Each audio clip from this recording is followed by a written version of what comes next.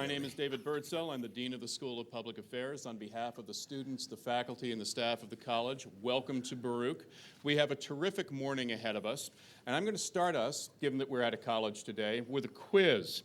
I want to know from you what Daniel Reed, Sereno Payne, Fernando Wood, Millard Fillmore, Churchill Camberling, and Julian Verplank have in common. And if you're a School of Public Affairs student, you get an A in 9100 the next time I teach the class if you get this right. They were all chairman of House Ways and Means. Excellent. Excellent. And those 7 people are the only chairs of House Ways and Means from the Empire State until January.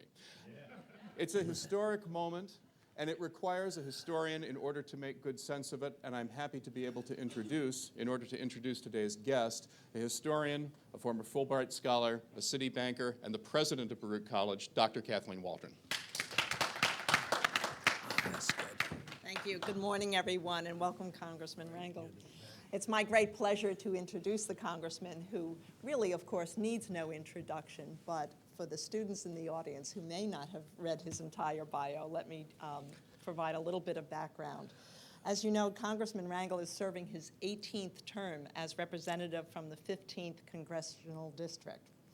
He is the ranking member of the Committee on Ways and Means, chairman of the board of the Democratic Congressional Campaign Committee, and dean of the New York State Congressional Delegation. Congressman Rangel is a founding member and former chairman of the Congressional Black Caucus, and was also chairman of the New York State Council of Black Elected Democrats. He served in the U.S. Army from 1948 to 1952, during which time he fought in Korea, and was awarded the Purple Heart and Bronze Star. Congressman Rangel has authored several pieces of legislation to benefit minority and women veterans, including a successful bill that established the Office of Minority Affairs within the Department of Veteran Affairs. Congressman Rangel is a graduate of New York University and St. John's University School of Law. He has spent his entire career in public service, first as an assistant U.S. attorney for the Southern District of New York, and later in the New York State Assembly. He was elected to the 92nd Congress on November 3rd, 1970, and has been reelected in each succeeding Congress.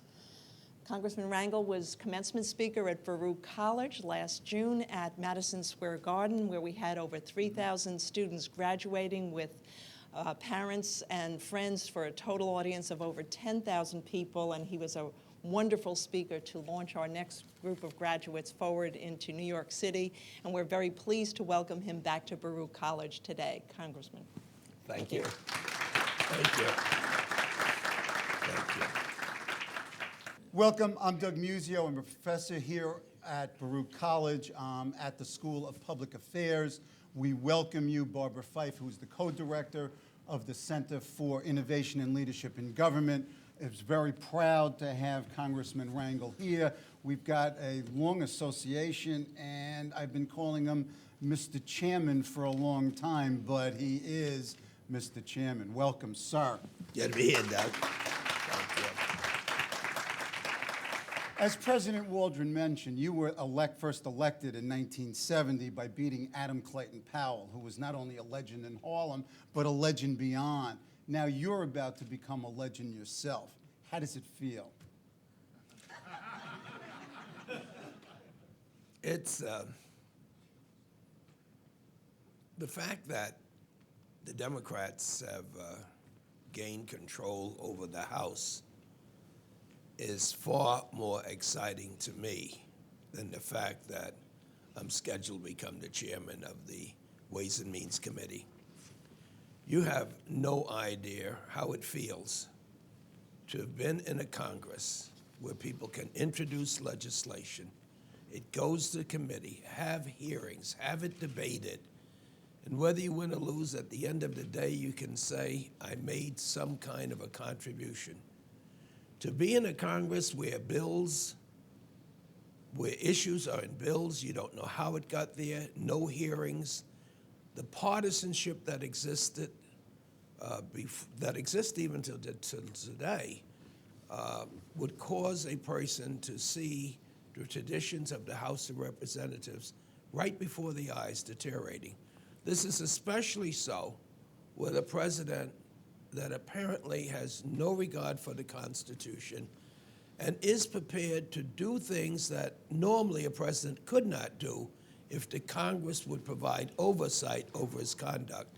And so far beyond being a legend, I think the American people was far ahead of the Congress in having us to have a breath of fresh air.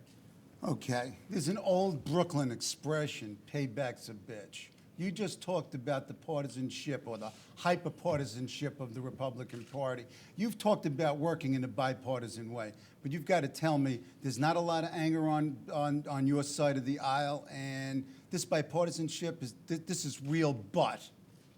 I don't think anger is a luxury that professional legislators can have. If you want to get even, then you can't get anything done. If you enjoy gridlock, I don't think you should be in the Congress. And the fact is that even if you wanted to get even, when you have a president, a Republican president with a veto, you have Republicans that you have to deal with. And realistically, many of the new Democrats have won in Republican districts. And so you really have to take a good look at what hand has been dealt you. Sure, we've won, and we have a comfortable margin, but I don't really think that getting even is in the cards. So we're gonna have real bipartisanship, or we're gonna have conflict, certainly, though.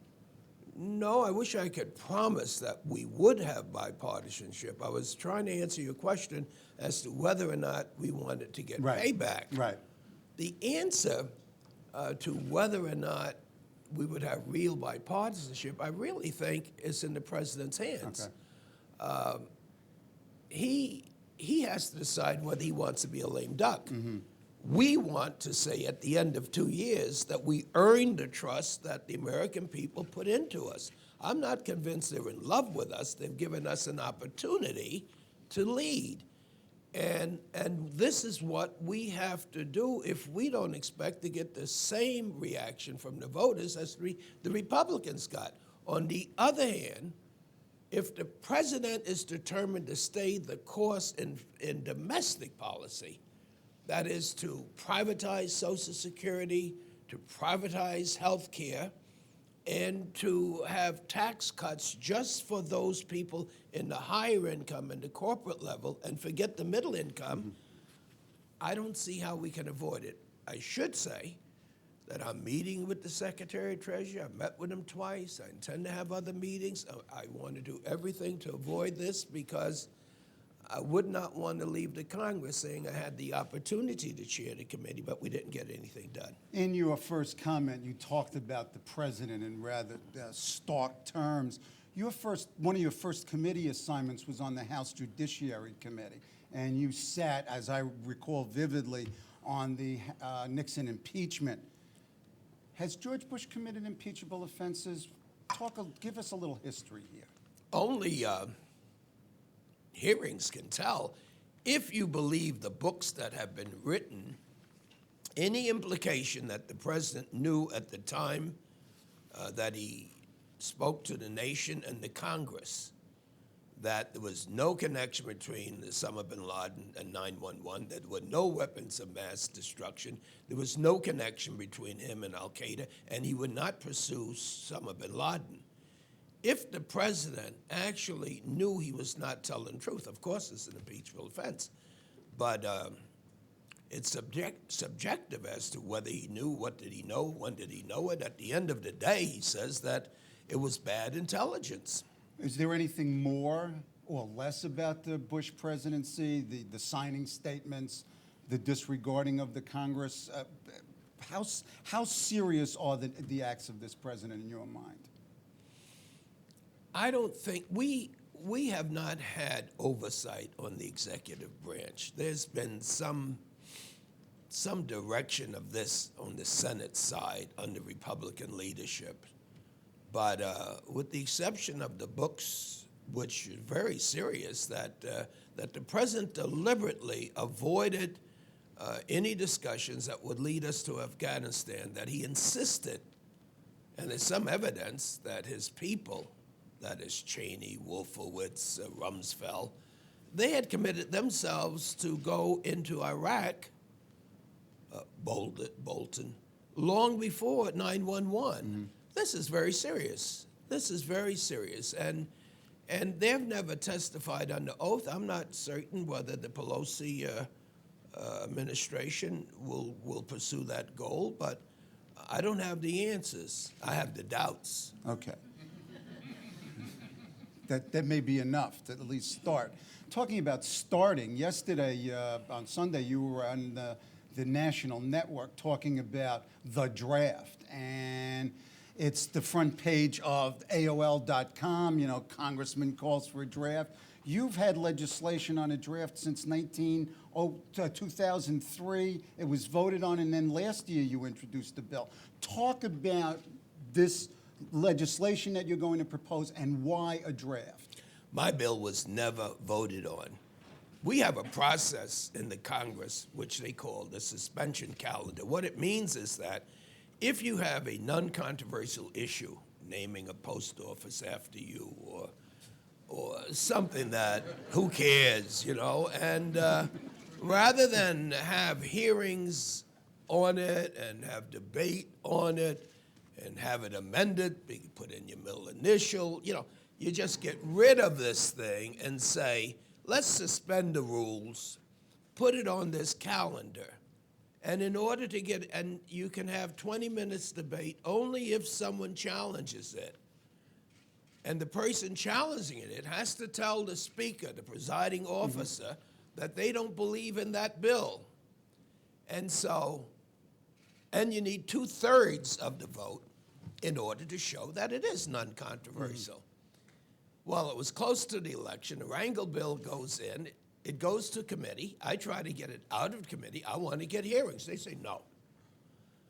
But people are saying the war looks like it's getting worse. It looks like more troops are being needed. This thing may be serious, and no one is speaking out against Rangel. So the Republicans said, well, let's get rid of this rumor right away. So they take the so-called Rangel bill and they make it a Republican bill. So when the bill comes to the floor, no hearings, nothing, suspension of the calendar, I challenged the bill by saying that you can't get 20 minutes of debate unless you support the bill that you're bringing on the floor. And I asked whether or not the Republican leadership was supporting the bill that was on the floor. They said no. Of course. So they couldn't get any debate. And so I encourage my friends to vote against this obscene process because we haven't had it in committee, we haven't had hearings, they're against the bill, yet they're bringing out the bill. And there was only 2 people that voted for it. One of them was Jack Murtha. Nice, nice. And one of them wasn't you. Of course not, because I wasn't voting for or against the bill. I was voting against the process. Even now, I don't want my bill to come up on a yes or no. I want to have a hearing. I want to find out what is our troop strength. I want to find out what is our commitments. I want to find out whether we go into Iran, whether we go to North Korea. Some senators say the only way to win, whatever that is, to send more troops. And it's hard to buy more troops. We're up to $40,000 to enlist.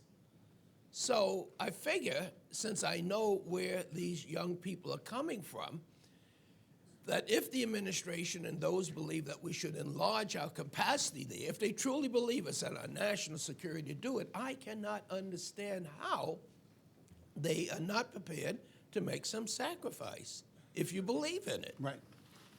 The question is to your fellow congresspersons, is your son or daughter in Iraq? Would you allow them to go? What's that?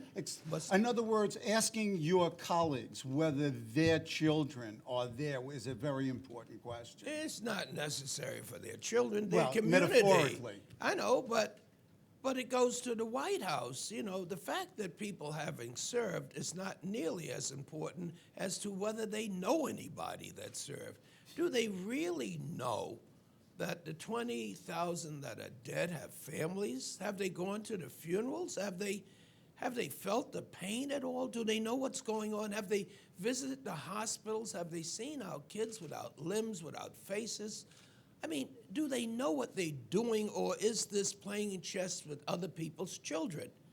And I am not convinced that people are even aware of the hundreds of thousands of Iraqis that are dying, that have no relationship with terrorists. You talked about where these troops are coming from, and clearly you've noted that there is obviously race, ethnic, socioeconomic implications. You should see the to map this. of New York. Go ahead. Well, if you see the map of New York, where you have the condos and the luxury houses, somehow you don't see the dedicated volunteers. Okay, so you've got it on the table. What happens now? The issue is out there. It's big news. It's front page. You've got TV cameras, newsprint. You are setting the agenda. What do you want to flower out of this? First of all, it was just an afterthought of Bob Schaefer. Excuse me, but you're the incoming chairman of the House Ways and Means Committee. We were talking about taxes and Social Security and Medicare. The war issue just came up when the program was closing. I had no clue. I'm not making a career out of the draft. Okay. Nor do I intend to be silent on the war. Okay.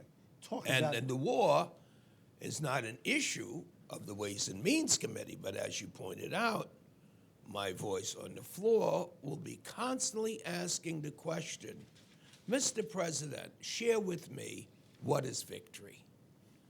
And if you have any clue as to what you're talking about, who is the enemy? And if you know who the enemy is, and you have some idea that we've won, who surrenders? Who are we going to negotiate the victory with? And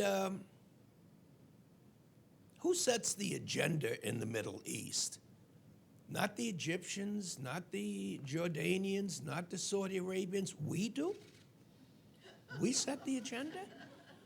And if you're so good at bringing these cultures together, what's your track record with blacks in the United States? I mean, where do you get this idea that you have some type of democracy that you can superimpose on people who are dedicated to fighting each other? And then at the end of the day, you never refer to the reasons you gave for going in. The president now says, well, you don't want the terrorists to have all of that oil, do you? And I think we ought to find out if oil is the issue, then maybe people don't believe we should send more troops over there. So I would like to be an educator because I'm still not convinced as to what the hell the Chinese had against me when I got shot in 1950. And you want to ask this of And I want this to make question certain now. that other veterans, when they come home, would have a clearer idea as to why we're in Iraq. Okay.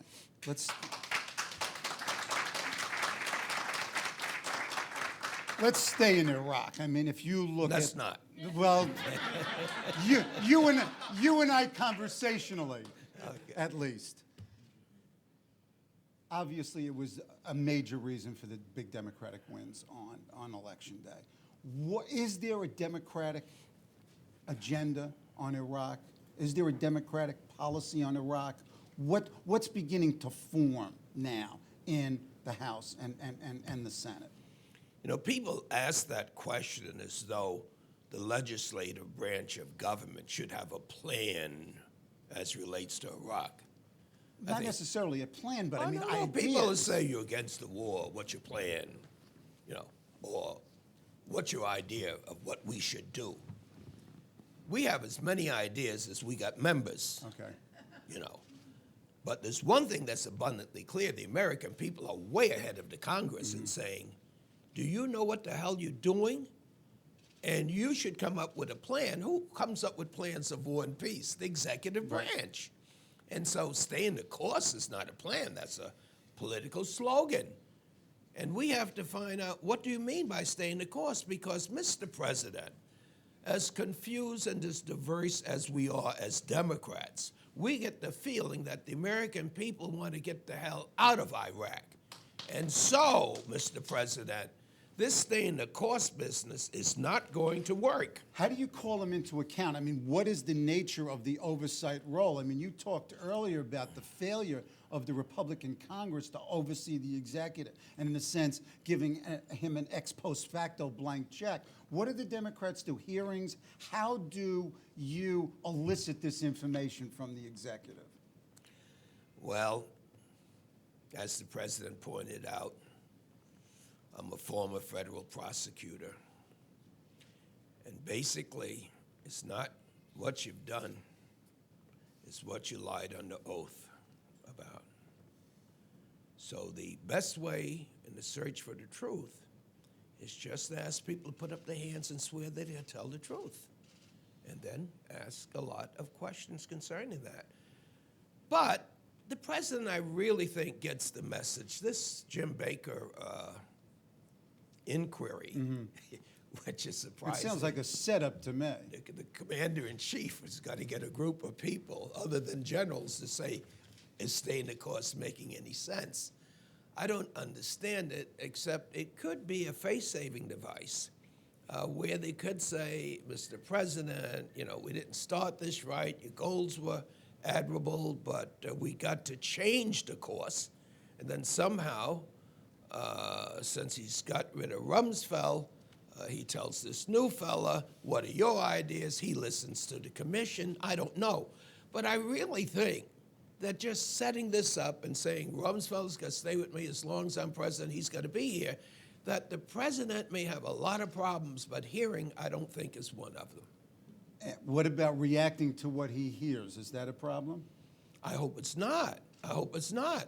But having hearings, you know, you got to come forward and explain these things. And the more you find it difficulty in making any sense, except I'm going to conduct the war as long as I'm president, that doesn't work, people would say. You're not suggesting, are you, that you're going to just cut off the funds to the war? And I say, I hope you're not suggesting that the Congress is prepared to put our men and women in harm's way. I hope you're not suggesting that that we would just undercut so that they would not be protected. We're not doing that. But each time you come for additional funds, I think we're up to $400 billion now. A lot of serious questions are going to be asked. And the allocation of those funds is not at the Pentagon. It's in the House of Representatives and the Senate. And so when you have this type of pressure on you, whether it's Iraq or whether it's Vietnam, paying for these things that you're doing, or paying for Halliburton for that matter, we may just have a hearing on Halliburton. You could have a hearing a week. You could be a long-running TV series. Not me. Well, the Congress. Well, you Well, remember Watergate. You remember both the summer of '73 and the summer of '74. The nation was transfixed with Watergate. You There's know, potential there. if we have one hearing a day for every American who died, that's 20,000 days of hearing. And I can't tell you, you know, I go to the funerals, the families are so confused. Here's a man against the war, I've lost my son, but yet he had enough respect. The United States government, my son has to be a hero. Can he become a citizen? It's a terrible thing that communities are going through because they love this country. Sure. And they believe in the President of the United States. They have no clue who the Shiites are, the Kurds are, Osama bin Laden and all of that. All they want to do is say, I love this country. If the commander-in-chief says we're endangered, then my God, let's go. Okay. And it's sad to have blind patriotism. And I know it because you're trained to say, the flag is up, salute it. You can't have any political discussion, this hill, this region, what you're going to do. And you've been there, done that. So many others have. But the elected officials, we have the responsibility to make certain that the commander-in-chief knows what he or she is doing. And we have to be silent on this is criminal. Okay. Let's move from Iraq to Ways and Means. I didn't realize before I, was preparing for our conversation that Ways and Means is as powerful as it is in terms of its jurisdiction. You talked about all the general revenue bills have to come through you. Trade bills. Talk about Ways and Means, what it does, what your being chairman means for New York and New York City, New York State and New York City. The only committee that the writers of the Constitution specifically mentioned was a committee to provide the ways and means to govern. Anything that concerns revenues, the only reason we have jurisdiction over trade is because of tariffs, that's revenues. The only reason we have jurisdiction over Social Security is because it's deducted from, as a tax. The only reason we have jurisdiction over Medicare, but not Medicaid, is because Medicaid is appropriated, Medicare is deductible, and all corporate individual taxes, of course, come. So even pensions, which are deductible, would come under the jurisdiction of Powerful Ways and committee, Means. most powerful committee in the House?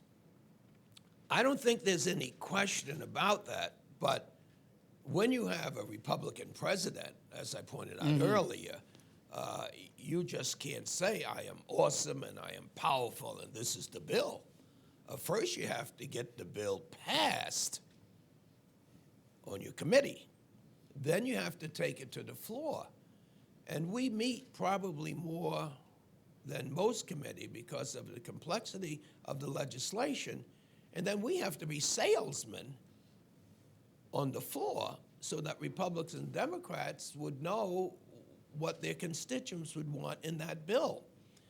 And so my biggest job, first, is to convince new Democrats that getting even is not what their constituents want. Okay. You may feel good for Okay. a couple of Okay. days. The second thing is that there are enough older Republicans who really have been forced not to legislate, because in order to stop the Democrats, you have to hold hostage the Republicans. And so they know what the legislation is when Tom DeLay tells them. And we don't have hearings on it. And when there is a meeting of the House and the Senate, what we call a conference, we're not told where the conference is. We don't participate. And so for the most part, a lot of Republicans, as a matter of fact, three of them came to me on the floor and said, I wish we had won, but I'm glad that you got to allow us to legislate. So there's relief on the Republican side of the aisle also. No question about it.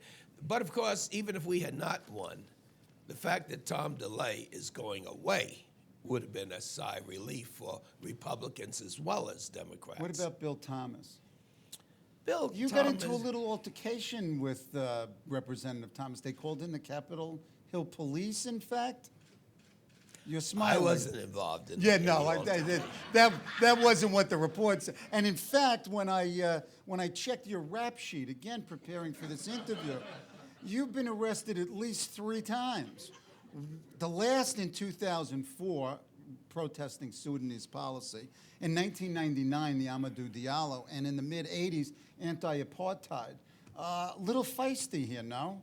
What about Sudan? What about Darfur? What's going on there? Let's move out of Ways and Means, jump internationally, and then come back to Ways and Means. I have a simple test, and that is, I want to be so proud of the United States of America. With all the warts that we have, I want to be able to go to any country in any part of the world and to say, what a great country. And if you could see what we do with our own people and the opportunities we give people, you'll take another look at terrorism and communism, and you would say, this democracy, it works. Take a bum like Charlie Rangel from Lenox Avenue. Here he is sitting as chairman of the Ways and Means Committee. It must mean something to be an American. But then America has to have a standard, a high standard, not one of torture and capture and imprisoning people. The standard has to be that if we are prepared to send troops into Iraq because Osama bin Laden, strike that, because Saddam Hussein has gassed his people and he's a murderer, then why can't we send in troops to stop genocide wherever we see it, no matter what anyone says? If we're going to ignore the United Nations and say that the hell with the inspections, we know better than you know, then why not have a moral reason to do it, especially when you exercise in that great economic and military power which you're prepared to superimpose in the Middle East? Why not go to the far and say, to heck with you, stop killing these people, they're God's people. And I'm not that religious, but I don't want a problem with St. Peter when this thing's over, you know. I mean, We don't want you to have a you problem know, with St. Peter. and he may I don't- ask me, what He may the have hell a were problem you with doing? you. No, I got reservations. Oh, I'm you okay. do? Very nice. Go ahead. Well, you know, there's every religion, no matter how they say it or no matter what language it is how did you treat the lesser among us? How did you treat the poor, the crippled, the disabled, those that were in prison, those who were sick? And in Christianity, they call it Matthews. I got a lot of chits there, you know? And if I have 10 or 15 minutes to explain, I'll be okay. Okay, okay. Of course, being Catholic, I don't know how many priests I can bring in with me. But Don't talk to me about I'll being leave it Catholic, alone. please. I've got too much baggage myself.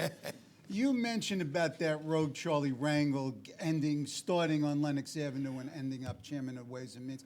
This was an historic election in many ways. We've got an African-American male chairing the most important committee in the House, and we have a woman who is going to be third in line in succession, first woman speaker. This is an historic election.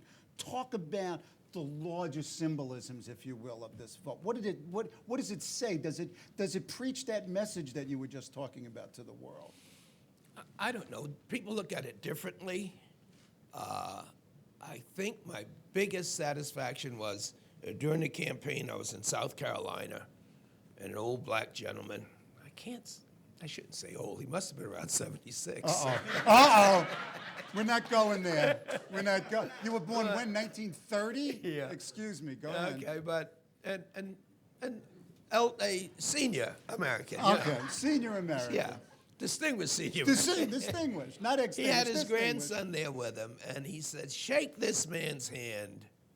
Shake this man's hand. He could be one of the most important Americans. He'll be the chairman of Ways and Means. And the kid was so excited, and he shook my hand, and he asked his grandfather, Granddad, what is the Ways and Means Right. Committee? And the guy was baffled, and he looked at his son, and he looked at me. He says, I don't know, son, but it's awesome. That's it. And I hope that if that happens 100 or 1,000 or 10,000 times, people might say, and what do you want to be? And the guy says, I want an awesome job. I'd like to be the chairman. Right on. Because when I came from overseas, I worked in the garment center. And I had this big hand truck of boxes. It wasn't heavy, it was awkward. And it was raining, and it slipped out of my hand. And boxes went all over 36th Street and 6th Avenue. And I was supposed to take these boxes from the people that were taking the lace and roll it on cardboard, and I take it to the jobber. I left it all there. I just what were cops cussing me out? Staff Sergeant Nice. Charles Rangel. Very nice. Purple Heart, Bronx, he's cussing me out. I went straight to the VA. Uh-oh. And I said, I deserve better than this. And they looked at me like I was crazy. All of these guys were World War II veterans. They didn't even know where Korea was or what I was doing. And I stayed there for days and weeks saying, hey, they said, listen, you want to be an undertaker? You want to be an electrician? I said, no. I took the test. I took my rosaries and went to Catholic Charities. Back it to didn't being help, Catholic. you know? Okay. And so finally there was a guy named John Beccatoris. He says, why are you raising all this hell here? What is it that you really want to be? I said, what did you say? He said, what is it you really want to be? I said, what do I want to be? He said, that's what we're asking. You don't want to be this, you don't want to be that. What do you want to be? I said, you're asking me, what do I want to be? And I'm saying, Jesus. Well, what I said was, I had to think. I didn't know anybody that had completed college on 32nd Street in Lenox. I couldn't say I want to be a number runner, you know. Well, you could have, but you didn't. I mean, you know, I knew that going to school meant I didn't have to push that thing in the street. Now, I had a grandfather. He was about as big a shot that you want to see on 32nd Street and Lenox Avenue. He was an elevator operator at the criminal court building, 100 Center Street. Powerful guy. And because of seniority, he had the elevator that took up the judges and the district attorneys. And everyone called him Mr. Wharton. So I figured, what the hell? He didn't say a whole lot about I love you or give instructions, but I knew that lawyers were big on his list. And I told them I want to be a lawyer. And when I went home to tell my grandfather this, he laughed all night long. But the end of the story is I became an assistant DA in the very same building that he was an elevator operator. Very nice. You know. Very nice. So I would think that Ways and Means, Congress, politics, that somehow some kid, let me tell you a success story. Go ahead. I've gone around the world several times, and whenever I get into the embassies, I never saw black kids. And then I found out so few Americans even knew about foreign service. They didn't know the excitement of going around the world representing the President of the United States. So no matter what job they had in foreign service, it was significant because they could be the only American that people would see. So I looked into it with Kissinger and Eagleberger and everybody and saying, we got to get more minorities there. The whole world is colored, you know? People got to look like the world, and our country is so diversified. We're so ahead of the rest of the world that when someone sees an American, show all the wonderful colors that we got in our different religions. Let them be confused, but let them be inspired. And so they said, that's great, but they can't take the test. I said, well, what's in the test for black, the test for white? In any event, a lot of things happen. One, my first administrative assistant, Patrick Swigert, is the president of Howard University. Nice. Second, Secretary Albright started listening to me, and we were working on what could she do near the end of her term for more diversity. Three, Colin Powell was a trustee of Howard University. And what happened is that as a result of all of them coming together, a program that's been in place now for 3 years is the Rangel Fellows. Nice. And you go to Howard University, the State Department is in Howard University. The ambassadors help to teach. When you graduate, you go to the State Department. Very nice. And 2 months ago, 10 graduated. And even though I wasn't sobbing, tears rolled down my eyes to know that these people found something beyond Lenox Avenue, beyond our borders, and they would represent our country. But more importantly is that they will be able to tell other people what they do. Because I would imagine right here in this auditorium, people don't know for their kids or their friends what being a foreign service officer is about. It's one of the most beautiful things. And they manage somehow to forget color. They see human beings, and when you're attending a reception and someone says, I want you to meet my wife, you don't know who's going to come up. They just don't care. They're human beings, and they're the best that America has to offer. More chits with St. Peter. Hopefully. Let's go back to Ways and Means. Let's talk about Chairman Rangel's agenda. You talked about modifying the alternative minimum tax. You've talked about Social Security. In a couple of years, I'm going to be 62, and you better take care of me. You're in your mother's arms. Oh, nice. Talk about what you see yourself doing as chair of Ways and Means. Well, already I've talked with Jim McCrary. It seems as though the Republicans are going to select him, notwithstanding his lack of seniority, to be the so-called ranking member. And I told him I was having meetings with Secretary Paulson to see whether or not he would attend a retreat. Dan Rostenkowski on Social Security, on tax reform, would take the members off of the Hill for 2 or 3 days, bring in the experts, will allow us to talk and argue and debate. You haven't done this in a while, huh? No, we don't do it on the Hill, much less off the Hill. Okay. And I asked him whether he would be willing to do that. He said he would. So I shared this with Secretary Paulson, who's a great guy. You know, he comes from New York City. And unlike his predecessor, I am convinced that if he believes that he cannot bring us together, he would not be asking us to do things that I would be So sharing you're with optimistic him. here. I don't know. The Okay. president hasn't decided. Okay, but you're optimistic at least the secretary of the cabinet department is. Yes. Okay. And he made it clear that he's only got 2 years, too. Right. And he You does- all only have 2 years. And he doesn't want to play around with it, and that he doesn't want gridlock.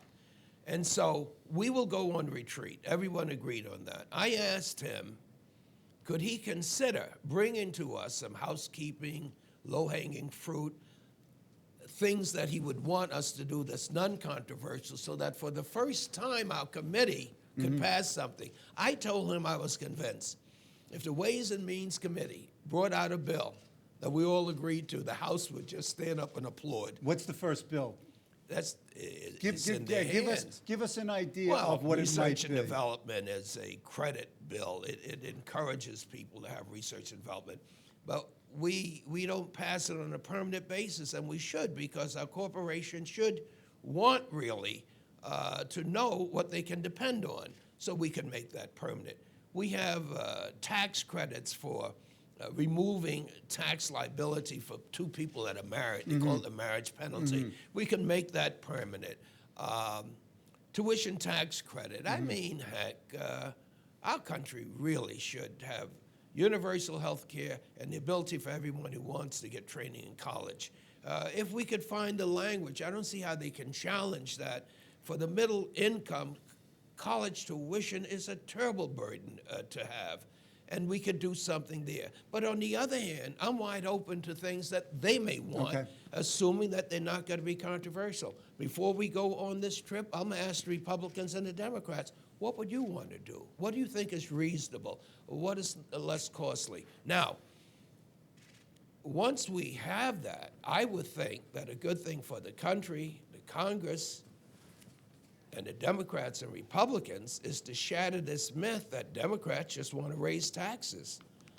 I have a very ambitious tax cut, $1 trillion over 10 years.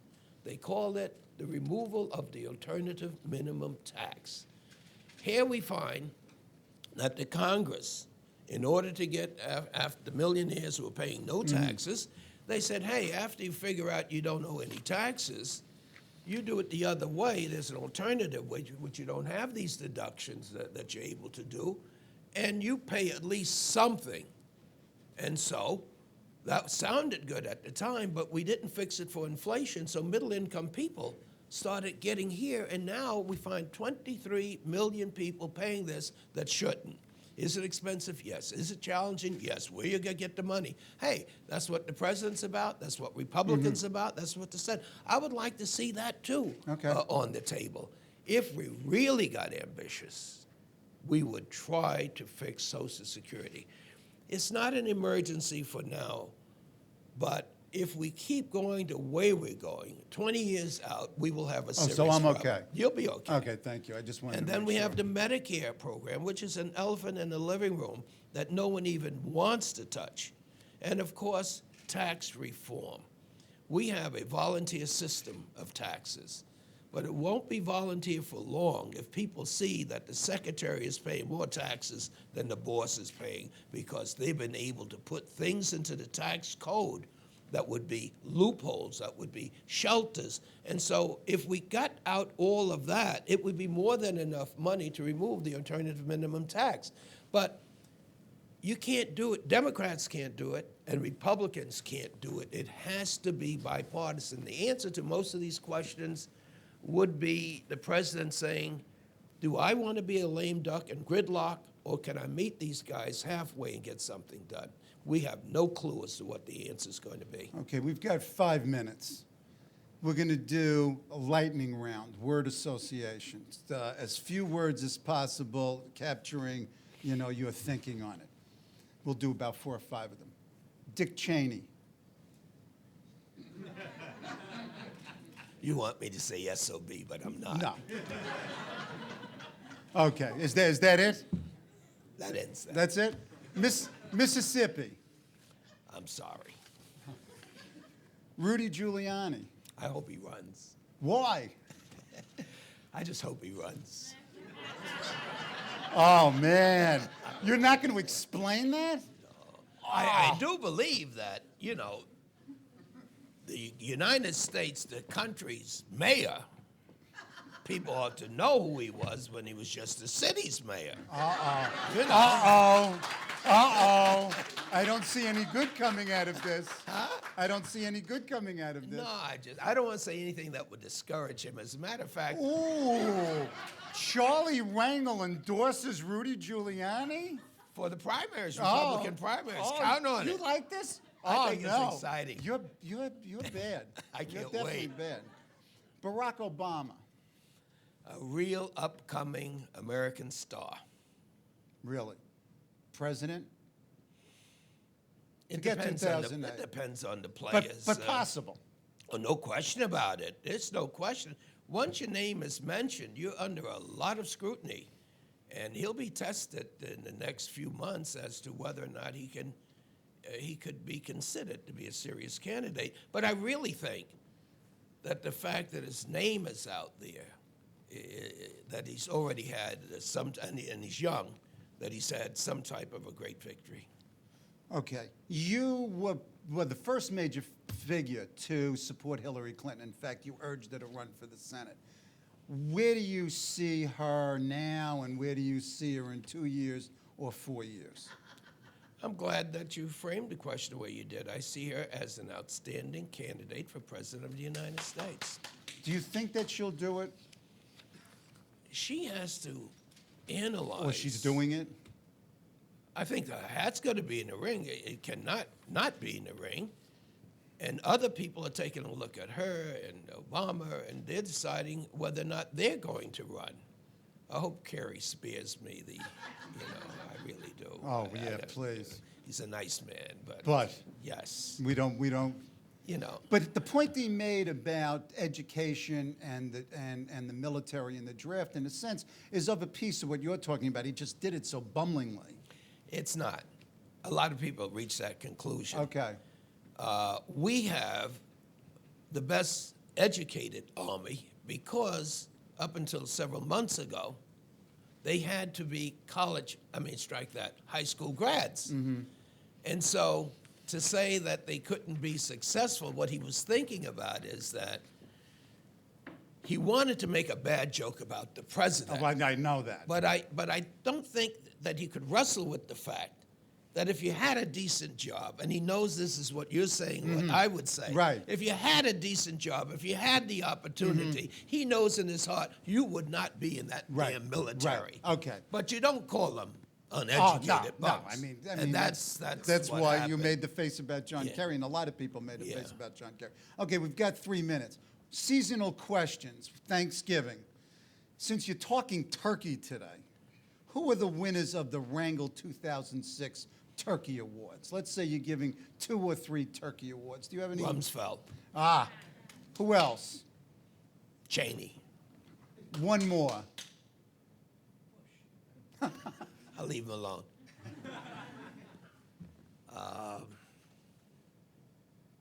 Top 2 are easy. Stop to say Hevesy. Ooh, bad mistake on the part of the controller. You know, when you're in this business, you almost are telling people that you have a higher standard of ethics than they.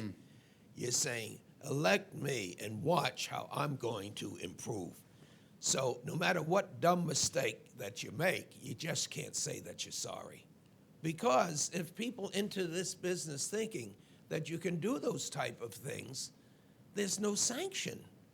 Anyone could be sorry, but you may want to take the gamble in case you don't get caught. Once, twice, More than twice. 3 times, yeah. Okay, okay.